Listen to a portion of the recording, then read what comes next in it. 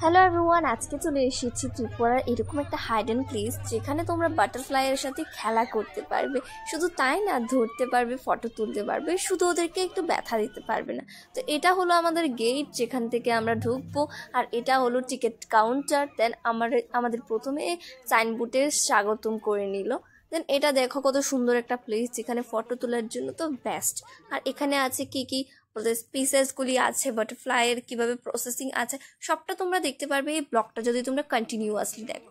অনেকটা ছোট্ট ব্লগ, তোমরা সবটা দেখো। আর দেখো পুরোটা বলতে এন্ট্রিটার মধ্যে অনেক সুন্দর। আর এখানে হলো আরেকটা বলতে বাটারফ্লাই কনজারভেশন, যেটার মধ্যে কিভাবে প্রসেসিং করা হয়, কিভাবে আমাদের বাটারফ্লাইকে কিভাবে রাখা হয়, কি কি বাটারফ্লাই আছে, এখানে সব ফটো আছে। এটা আমি স্পিড করে দেখিয়ে দিলাম। আর এই পার্কটার নাম জানো কি, বলেই দিই, এটা অনেকেই জানো তোমরা, সেটা হলো বাটারফ্লাই পার্ক।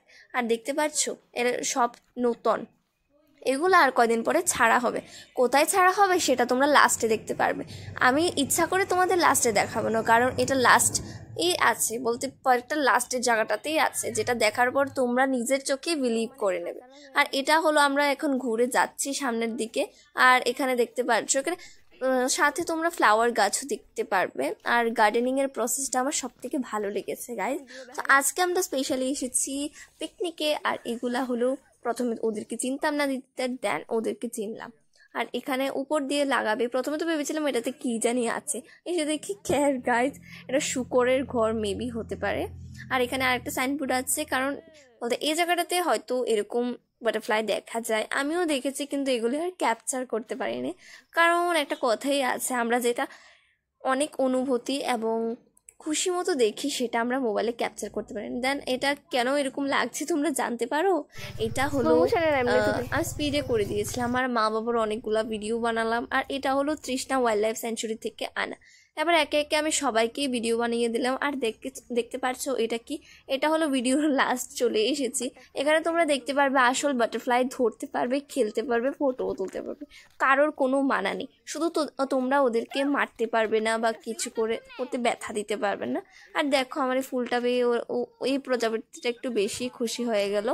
বিউটিফুল আর ইউনিক রকমের তোমরা বাটারফ্লাই দেখতে পারবে। আর আমার বাবা বলছে এটা দেখা ওটা দেখা, হ্যাঁ আমি দেখাচ্ছি।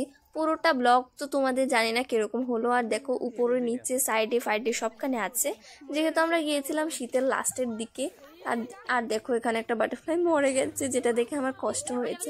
শীতের লাস্টের দিকে যাওয়ার ফলে আমরা বেশি একটা ফুল দেখিনি, বলতে ফুল যেখানে বেশি থাকবে সেখানে বাটারফ্লাই থাকবে। এটা বাড়ি ঘরের থেকেও বেশি অনেক বড় জায়গা নিয়ে। টিকিটের দাম মাত্র 10 রুপিস। তোমরা তাড়াতাড়ি গিয়ে একবার ভিজিট করে নাও, কারণ পরে কবে থাকবে না না থাকবে জানি না। কিন্তু এখন এটার প্লান্টেশনটা খুবই ভালো এবং আমার থেকে রেকমেন্ডেড করব। পার্কটা আমার দেখে খুবই ভালো হয়েছে, মন তৃপ্তি হয়ে গেছে। আর তোমরা তৃষ্ণার যদি ফুল ব্লগ দেখতে চাও তাহলে আমি ডেসক্রিপশন বক্সে লিঙ্কটা দিয়ে দেবো। আর লাস্টে তোমরা আর দেখো এখানে আমিও একটু নাটক করে নিলাম, কিরকম লাগলো ব্লগটা বলবে। আর সাবস্ক্রাইব করতে ভুলবে না, এটা আমার নিউ চ্যানেল, সাবস্ক্রাইবার বাড়ছে না। বাই।